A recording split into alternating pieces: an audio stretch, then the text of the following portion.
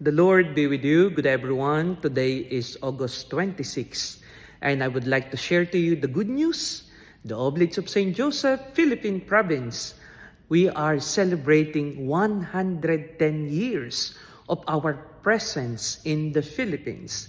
It was in 1915, August 26, when the first 5 Oblates of St. Joseph arrived at San Jose, Batangas. And 110 years later, we are now here in Australia, in Indonesia, and some parts of the world, thanks to the initiative that was started by our founder, St. Joseph Marello, in 1878.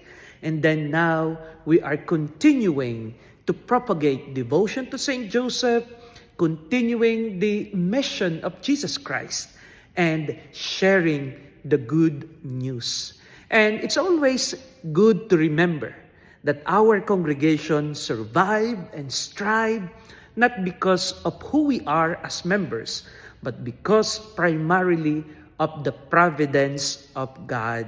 Divine providence is always the source of our encouragement, the source of our hope, and the source of our unfailing faith that whatever good deeds that we are going to start, it will definitely bear much fruit.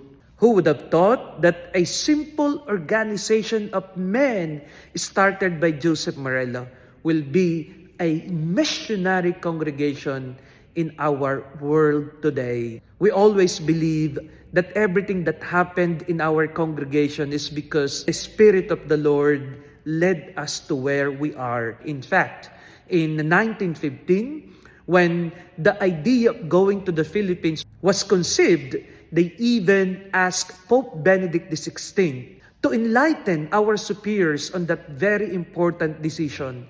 And everything happened and flowed to where the Lord wants us to be. So my dear friends, continue to pray for us, Oblates of St. Joseph. Pray for all of us priests, brothers, seminarians, sisters, and lay collaborators, that we may always be humble, silent, hardworking, and trusting in the providence of God. Happy anniversary, Oblates of St. Joseph, and to all of you who are working and sharing our ministry and charism, thank you for all your support and continue to serve the interests of Jesus like St. Joseph. God bless, and pray that we may continue to serve God all the days of our lives.